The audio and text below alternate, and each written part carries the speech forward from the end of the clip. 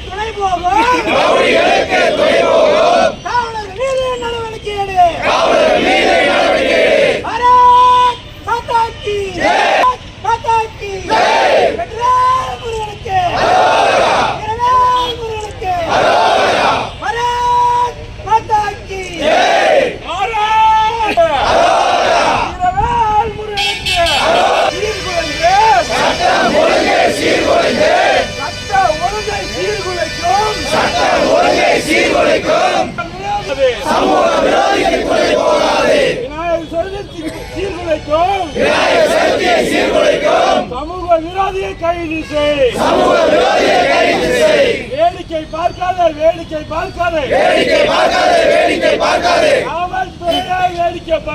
காவல்துறையை வேடிக்கை பார்க்காதே. ரத்தம் சிந்தி வளர்த்திட்டோம் எங்கள் இந்த இயக்கத்தை அழிக்க யாரும் நினைத்தால் அங்கே போவா நிச்சயமே. தொழில் நகரா கொலை நகரா ரத்தம் சிந்தி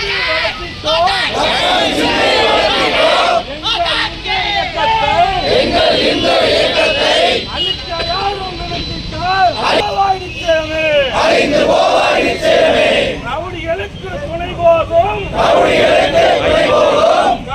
மீது நடவடிக்கை. ரவுடிகளுக்கு துணை போகும் காவலர் மீது நடவடிக்கை.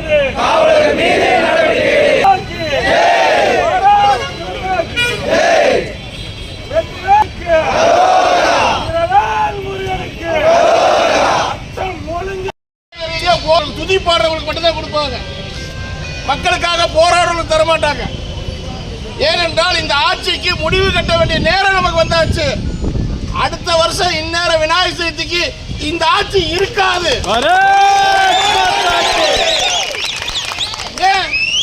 இந்த ஆட்சி என்ன பண்ணுது?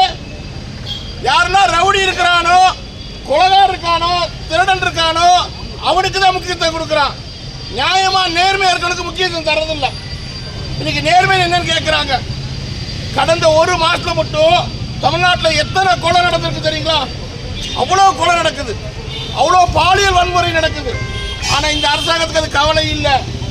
ஆட்சியாளர் அப்படி இருக்கிறாங்க. அப்ப நாம தான் விழிப்புணர்வா இருக்கணும். இந்த விழிப்புணர்வு எப்படி இருக்கணும்? தேர்தல் வரைக்கும் இருக்கணும். எல்லா மக்கள்கிட்ட போய் சேர்த்தணும். குறிப்பா இந்த திருப்பூர்ல தொடர்ந்து இந்து முன்னணி மேல தாக்கப்படுறாங்க.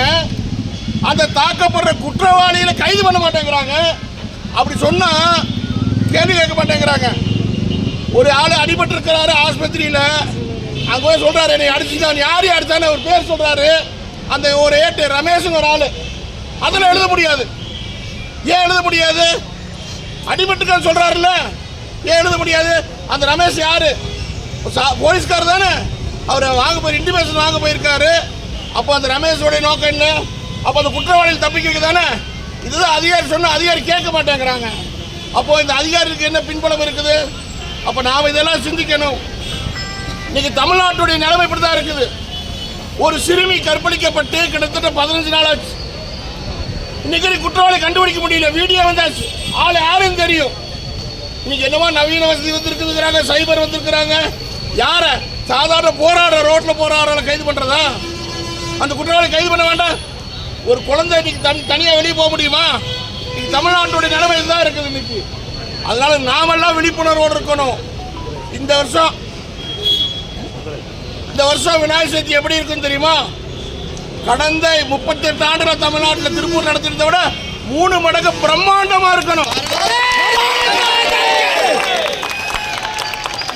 ஏன் நாமெல்லாம் அரசியல் கட்சி கிடையாது, தர்மத்திற்காக போராடுறோம். அப்ப தர்மத்துக்கு போராடுறவனுக்கு சோதனை வரும், தாங்கிதான் ஆகணும்.